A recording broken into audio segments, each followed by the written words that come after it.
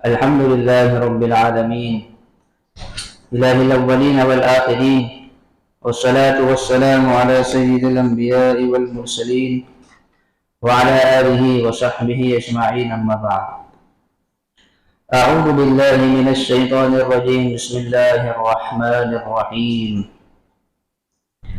هو الذي بعث في الأميين رسولا منهم يتلو عليهم آياته ويزكيهم ويعلمهم الكتاب والحكمة.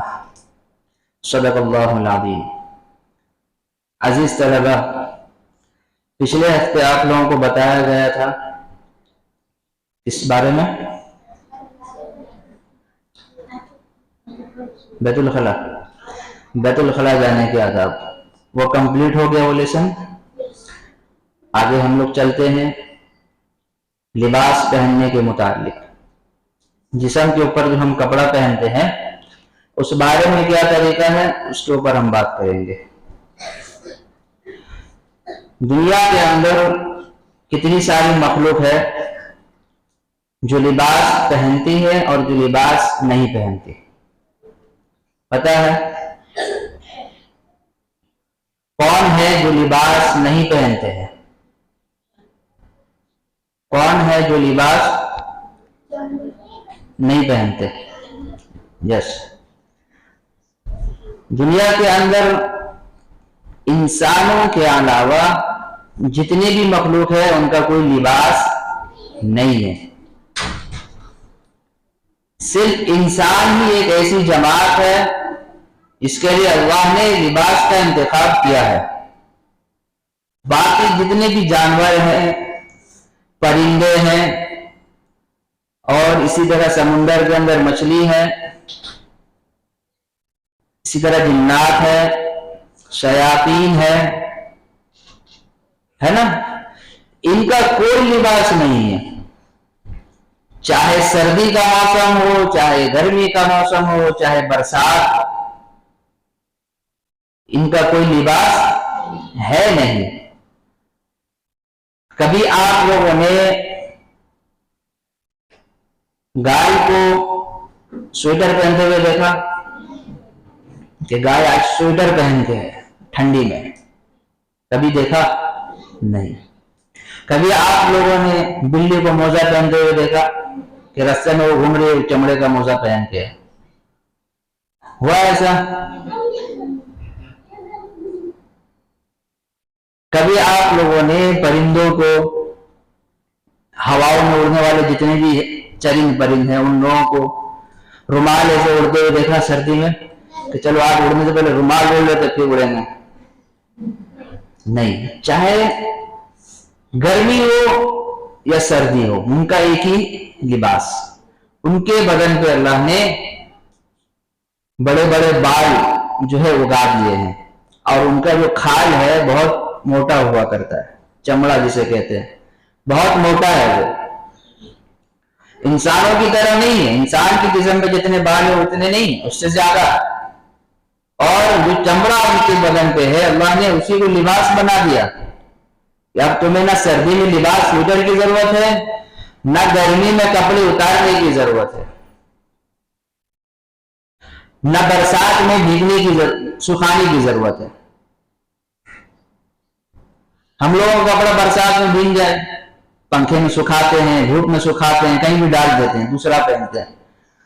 کبھی آپ لوگ جانوروں کو دیکھا، بکریوں کو، گائیوں کو جو بھیگ رہے ہیں رستے میں، پھر ان کا چمڑا اکھاڑ کے نہیں سکھایا جا رہا ہے، پھر لگا دیں گے چمڑا. کوئی دیکھا ہو تو بتاؤ. وہ سب دیکھا. تو اس سے پتہ یہ چلا کہ لباس جو ہے صرف اللہ نے انسانوں کو دیا ہے. کس کو دیا ہے؟ صرف انسان کو. نہ جنات لباس پہنتے ہیں، نہ شیاطین لباس پہنتے ہیں. ان کو لباس سے کوئی مطلب نہیں. نہ ان کے پیروں پہ چپل پہنتے ہوئے کبھی دیکھا جانوروں کو کہ چپل پہن کے وہ گھوم رہے راستے میں، ہوائی چپل نہیں. تو ان کو اس سے کوئی مطلب نہیں. وہ جیسے ہیں ہمیشہ ویسے ہی رہیں گے. ہم لوگوں کی حالت تبدیل ہوتی ہے. گرمی آتی ہے پتلا کپڑا ہم جسم پہ چڑھاتے ہیں گرمی نہ لگے. ٹھنڈی آتی ہے، سردی آ جائے بدن پہ سویٹر چڑھا لیتے ہیں. رومال اوڑھ لیتے ہیں، موزہ پہنتے ہیں، ہینڈ گلف ہاتھ میں لگاتے ہیں بچاؤ کے لیے۔ بارش ہو تو چھاتا کا استعمال کرتے ہیں یا رین کوٹ پہن لیتے ہیں، کچھ بھی، تاکہ جسم محفوظ رہے، جسم محفوظ رہے، گرمی سے بھی محفوظ رہے، ٹھنڈی سے محفوظ رہے اور برسات سے بھی محفوظ رہے۔ اور یہ چیز جانور انسانوں کے علاوہ کسی اور مخلوق میں یہ چیزیں آپ کو دیکھنے نہیں ملیں، کبھی غور کر کے دیکھ لینا، نہیں ملے گی۔ تو یہ لباس بہت بڑی نعمت ہے اللہ کی، بہت بڑی کیا ہے نعمت ہے اللہ کی، کہ اللہ نے لباس انسان کو دے دیا ہے کہ پہنو، اس سے اپنے جسم کو چھپا لو، اپنے جسم کو چھپا لو لباس کے ذریعے سے۔ تو جب لباس ہم پہنتے ہیں تو بہت سارے اعضاء ہمارے ڈھک جاتے ہیں، چھپ جاتے ہیں، صرف ہاتھ کھلا رہتا ہے، پیر، چہرہ ہے، باقی جو سطر جو فرض جو ہے جو چھپانا ہی ہے، اس کے علاوہ بھی بہت سارے اعضاء ہم لوگ کور کرتے ہیں پورا۔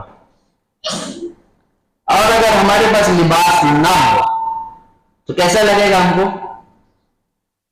لباس ہمارے جسم سے کوئی اتار کے بولے چلو ایسے ہی بنا لباس پہ، پوری دنیا میں کوئی نہیں پہنا، تم لباس کیوں پہنتے ہو؟ وہ دیکھو گائے وہ لباس نہیں پہنتے، تم کیوں پہنے ہو؟ اتار دو، تو ہم اتار دیں گے؟ نہیں، کیونکہ اللہ نے حیا کا مادہ بھی ہمارے اندر رکھ دیا، شرم و حیا، کہ ہم نہیں اتار سکتے، چاہ کے بھی ہم اتار نہیں سکتے، کوئی ہمیں کہے گا تب بھی ہم نہیں اتاریں گے، کیونکہ ہماری جو غیرت ہے وہ گوارا نہیں کرے ہم کیسے لباس کو اتار دیں۔ تو یہ اللہ کی نعمت ہے کہ نہیں؟ کوئی مان لو ہم کہیں تالاب کے اندر غسل کر رہے ہیں، ٹھیک ہے، کپڑے وغیرہ اتار کے، اب کوئی چور آیا کپڑا لے کے بھاگ گیا، اب کیا کرو گے؟ نہ تمہارے پاس فون ہے، نہ کچھ ہے، نہ کپڑا ہے، اب تالاب میں کیا کریں گے؟ بھائی مچھلی کو کہو گے مچھلی جاؤ کپڑا لے کے آؤ۔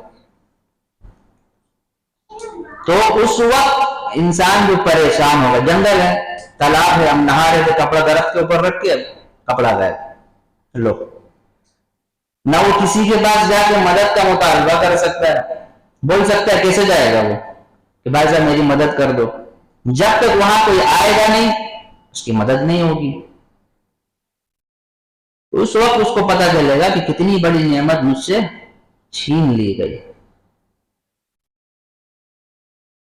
تو یہ اللہ کی بہت بڑی نعمت ہے۔ اور بہت سارے لوگ ایسے ہیں جن کے پاس حقیقتاً لباس نہیں ہے پہننے کے لیے، ہے نہیں، ان کے پاس پیسے نہیں ہیں۔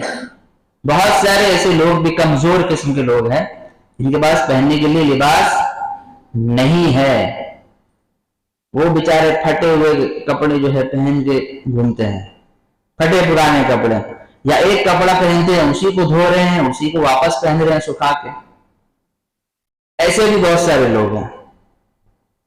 تو ہمیں اللہ کا شکر ادا کرنا چاہیے کہ اللہ نے ہمیں کرتا پیجامہ، یونیفارم، سر پہ ٹوپی، پیروں میں چپل، اور زینت کے لیے کوٹ وغیرہ جو پہنتے ہیں نا، امامہ، یہ پہننے سے انسان کے اندر ایک زینت بڑھ جاتی ہے۔ تو یہ ساری چیزیں اللہ نے دی، صرف لباس نہیں، لباس کے ساتھ زینت کے سامان بھی اللہ نے دے دیے۔ تو ہم جب کپڑا پہنیں گے تو کپڑا پہنتے وقت اس کا نام لے کے اللہ کے سامنے شکر ادا کریں گے کہ اللہ تیرا بہت بڑا شکر ہے کہ تم نے مجھے کرتا پہننے کی توفیق دی، امامہ پہنا دیا، پائجامہ پہنا دیا، لنگی چڑھوا دی، جو بھی، اللہ کا شکر ادا کریں گے، ٹھیک ہے۔ جو بندہ کپڑا پہننے کے بعد اللہ کا شکر ادا کرتا ہے، حدیث پاک کے اندر ہے کہ اللہ تبارک و تعالی ٹخنا چھپنے سے پہلے، اس بندے کا ٹخنا چھپنے سے پہلے اس کی مغفرت کر دی جاتی ہے۔ کیوں؟ اتنا بڑا انعام کیوں کپڑا پہننے پہ؟ اگر ہماری مغفرت نہ بھی کی جائے تب بھی ہم پہنیں گے کپڑا، ہے کہ نہیں؟ تب بھی ہم پہنیں گے، بھائی ضروری ہے۔ پھر اتنا بڑا انعام کیوں رکھا اللہ نے؟ صرف کپڑا پہننے پہ مغفرت،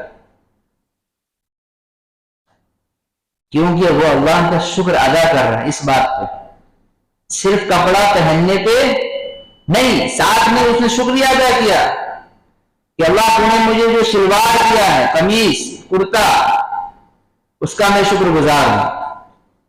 اس بات پہ اللہ تعالیٰ ٹکنا چھپنے سے پہلے اس کی مغفرت کر دیتے ہیں۔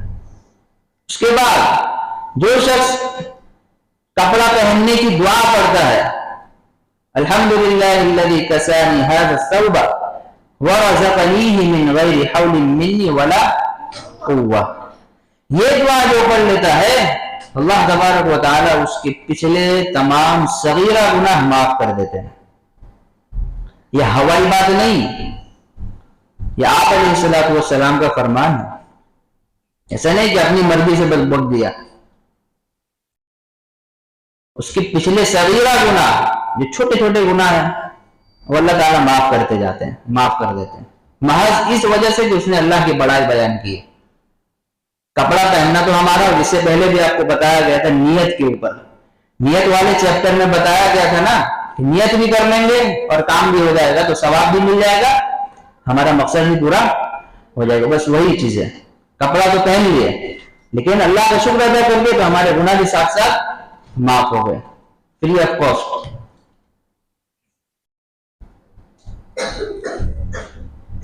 تو کپڑا ہم نے پہن لیا، اب جو کپڑا ہم نے پہنا ہے اپنے جسم کے اوپر، اس میں ایک چیز کا بڑا خیال رکھنا ہے کہ یہ لباس کبھی بھی، چاہے آپ شادی میں جا رہے ہیں، چاہے آپ کسی کے یہاں دعوت کھانے جا رہے ہیں، کسی ایونٹ میں جا رہے ہیں، پروگرام میں جا رہے ہیں، ہمیشہ ایک چیز کا خیال رکھنا ہے کہ ہم نے جو لباس پہنا ہے اس کے اندر ہمارا مقصد ریاکاری نہ ہو،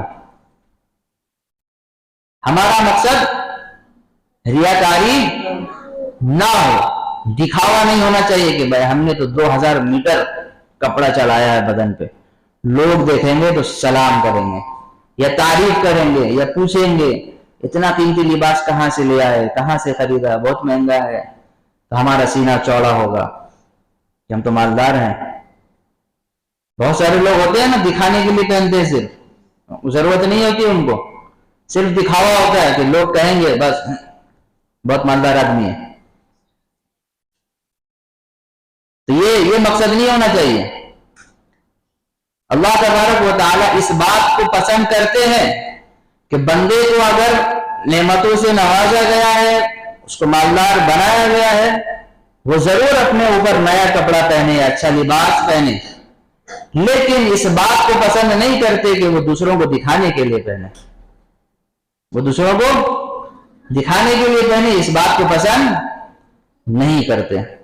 حدیث پاک کے اندر یہ بات بھی آئی ہے کہ جو بندہ ریاکاری کے لیے، دوسروں کو دکھانے کے لیے لباس پہنتا ہے تو اللہ تبارک و تعالیٰ قیامت کے دن اس کو ذلت کا لباس پہنائیں گے، ذلت والا لباس پہنائیں گے، یعنی ایسا لباس جسے دیکھ کر لوگ تھو تھو کریں گے، اس کو کہتے ہیں ذلت والا لباس۔ اگر ہم دنیا میں ریاکاری کے لیے پہنتے ہیں تو کتنی وعید ہے، بہت سخت وعید ہے اس کے اوپر۔ تو یہ بات ہمیں سمجھ میں آ گئی، لباس اس کے لیے پہنیں گے، اچھا پہنیں گے لیکن نیت کو اپنی درست کر لیں گے، سارا کام ہمارا سیٹ۔ اسی طرح پورا ہفتہ ہم یونیفارم میں آتے ہیں، ہے نا، مدرسہ کا کپڑا پورا ہفتہ ہم پہنتے ہیں، تو جمعہ کے دن جو آپ لوگوں کا یونیفارم ہے وہ یہی ہے، سفید لباس یا کرتا پائجامہ، چاہے کلرفل ہو، کرتا پائجامہ، شلوار، قمیص، عمامہ، یہ یونیفارم میں داخل جمعہ کے دن، یہ یونیفارم میں۔ اس سے دو فائدہ ہے، ایک تو مدرسے کے قانون پہ عمل کرنا ہو گیا، چلو پہن لیا، دوسرا کیا کہ جمعہ کے دن جو آپ کا سب سے عمدہ کپڑا ہے تمام کپڑوں میں سے، جو سب سے اچھا ہے، اس کے پہننے کا بھی حکم آیا ہے۔ آپ علیہ السلام جمعہ کے دن نیا کپڑا پہنتے تھے۔ اس کا مطلب یہ نہیں کہ بس گرم گرم بازار سے خرید کے لایا پہن لیا، پھر اتار کے ہٹا دیا، پھر جمعہ آیا پھر خرید کے لایا پہن، یہ نہیں۔ نیا کا مطلب کیا، جو تمام کپڑوں کے مقابلے میں دکھنے میں اچھا لگتا ہو، جو دوسرے کپڑوں کے مقابلے میں اور صاف ستھرا ہے، تھوڑا اس کو پہن لیا، یہ مطلب ہے اچھا لباس۔ تو جمعہ کی سنت کے اندر بھی یہ لباس داخل ہے اور مدرسے کے قوانین میں بھی یہ لباس داخل ہے، تو ہمارا دونوں کام نکل گیا۔